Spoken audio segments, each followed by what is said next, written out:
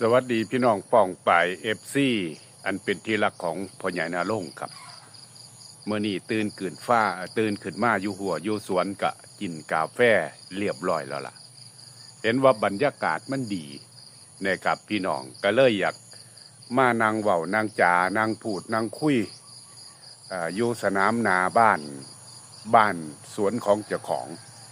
นะครับสาเหตุที่พ่อใหญ่นาลงอยากมาอยู่หัวอยู่สวนนี่กะหนึ่งอยากอยู่แบบสงบครับ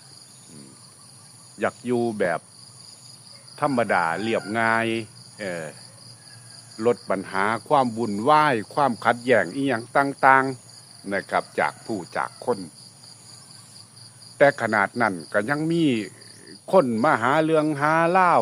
มาสร้างปัญหาให้ซึ่งมันเป็นกรรมเป็นเวรอีหยังของเจ้าของว่าสันเดเดี๋ยวนี้ว่าสันดอกฉะนั้นก็เลยว่าเฮากะมาอยู่จังสี่ก็ต้องทำใจเพราะว่าเฮามักสันโดษเฮาตัดจากสังคมแต่บางครั้งเนี่ยสังคม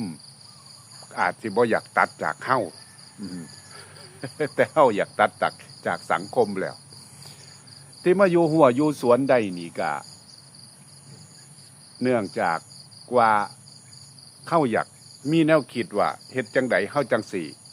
มีเศรษฐกิจแบบพอเพียงมีอยู่มีกินเพราะว่าเข้ากับปลดเปลื้องภาระอีหยังต่างๆของเจ้าของออกเบิดแล้วเนาะบ่ว่าเรื่องของภาระหนี้สินบ่ว่าเรื่องของการพัฒนาครอบครัวลูกเต้าเหล่าหลานเขาก็มีงานทำที่มั่นคงมีธุรกิจเฮ็ดเบิดสุคนแล้วฉะนั้นก็เหลือแต่สองตายายเฮาก็บ่ไปเฮ็ดธุรกิจอีหยังคือเก่าแล้วล่ะเฮาก็สมควรสิมาพักผ่อนแต่เด็กก็เลยเกิดแนวคิดบ้านสวนขึ้นมาพอเฮามาอยู่แล้วรู้สึกว่ามันเฮ็ดให้เฮามีความสุขมากขึ้นหนึ่งตัดเรื่องของวุ่นวายไส้สักของปัญหาอีหยังต่างๆในสังคมออกไปสองสวนกะเป็นที่พักผ่อนหย่อนใจ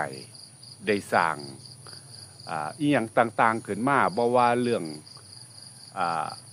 อากาศเนาะมันก็มีต้นไม้เขียวชอุ่มนะครับแล้วก็พื้นดินของเฮาก็อุดมสมบูรณ์ปลูกอีหยังมันก็ได้อยู่ได้กินว่าซั่นเถาะนอกจากนั้นก็ยังเฮ็ดพวกประเภทเลี้ยงปูเลี้ยงปลานะครับเดี๋ยวให้พี่น้องเบิ่งนี่ครับเฮ็ดสาเลี้ยงปูเลี้ยงปลาไปน้ำครับเลี้ยงปลาดุกตัวใหญ่แล้วล่ะตัวท่อแขนแล้วล่ะกินบ่เบิดจ้าเถื่อวังขึ้นเฮี้ยนไม้วังนึงกะเอาก็กินบ่เบิดกะเทลงใส่หม่องนี้เนี่ยเลี้ยงไว้ใหญ่ต่อที่เห็นเป็นคอกอยู่หั่นก็คือเป็นคอกกบครับพี่น้อง